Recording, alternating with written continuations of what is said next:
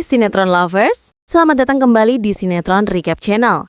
Hari ini kita akan membahas episode terbaru yang bikin jantung deg-degan dan air mata susah berhenti jatuh. Siap? Let's go! Semuanya bermula di rumah sakit. Kenzo baru saja pulih dari insiden yang membuatnya hampir kehilangan nyawa. Namun, bukan rasa sakit dari lukanya yang paling menyiksa, melainkan ucapan Mutiara, gadis yang selama ini ia perjuangkan. Dengan suara yang pelan namun tegas, Mutiara berkata, "Mulai sekarang, jangan deket-deket aku lagi." Kalimat itu seperti pisau yang menancap langsung ke jantung Kenzo. Ia menatap Mutiara dengan tatapan tidak percaya. Tidak pernah terpikir bahwa gadis yang ia lindungi dengan sepenuh hati akan meminta hal itu. Kenapa? Hanya satu kata, tapi penuh dengan luka. Namun Mutiara hanya tersenyum hambar tanpa menjelaskan apapun.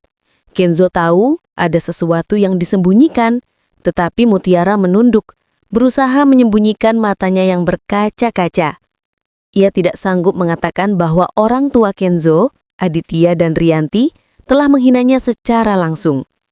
Beberapa jam sebelumnya, Aditya, yang semula bersikap hangat dan menyebut Mutiara seperti anak sendiri di depan Bu Cynthia, berubah total. Begitu Bu Cynthia pergi dan Rianti datang, sikap mereka langsung berbalik tajam. Rianti menatap Mutiara dari ujung kepala sampai kaki dengan penuh jijik, lalu berkata dingin, "Tahu diri, jangan dekati Kenzo lagi." Aditya menambahkan dengan nada merendahkan, "Kenzo itu direktur perusahaan. Kamu siapa? Anak kampung, tamatan SMA."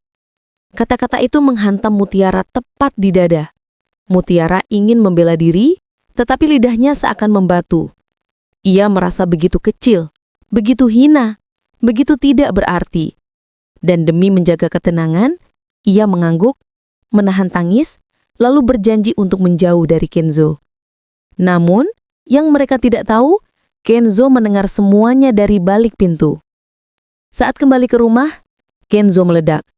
Begitu masuk rumah, pintu dibanting begitu keras sampai semua orang terkejut.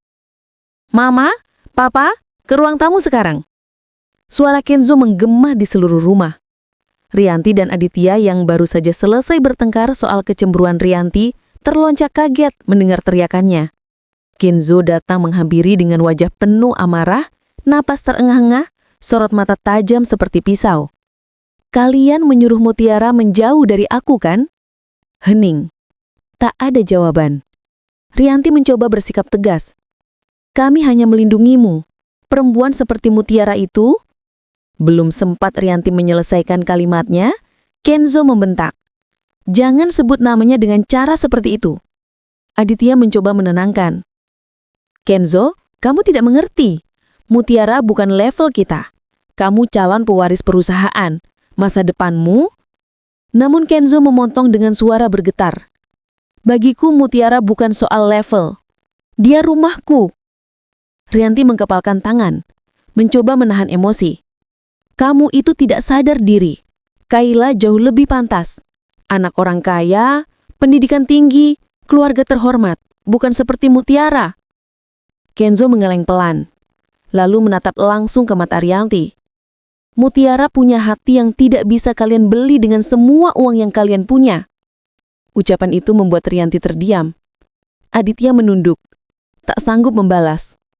Kemudian dengan suara yang lebih pelan, namun sangat tegas, Kenzo berkata, "Kalau kalian masih melarang aku mencintainya, aku akan pergi dari rumah ini." Detik itu dunia Rianti runtuh. Rianti tidak percaya apa yang ia dengar. "Kenzo, kamu tidak mungkin melakukan itu." Namun Kenzo sudah masuk ke kamar. Ia membuka lemari, mengambil koper, dan mulai memasukkan baju-bajunya. 1, 2, 3. Setiap lipatan baju terasa seperti pukulan ke jantung Rianti. Aditya mencoba berbicara. Suaranya serak. "Nak, Papa mohon, jangan pergi." Namun Kenzo hanya mengeleng. Kali ini bukan amarah yang terlihat di wajahnya, tetapi rasa sakit yang teramat dalam. "Aku mencintai kalian sebagai orang tuaku, tapi aku tidak bisa tinggal di rumah yang merendahkan wanita yang aku cintai. Rianti mencoba menghentikan Kenzo, memegang tangannya. Kenza menatap tangan itu dan melepaskannya perlahan. "Jangan lakukan ini," Rianti memohon. Kenzo menatap ibunya. Matanya merah, namun senyumnya getir. "Kalian selalu memilih harta. Aku memilih cinta." Ia menarik koper dan berjalan ke pintu. Rianti jatuh berlutut menangis histeris. Aditya berusaha berdiri di depan pintu.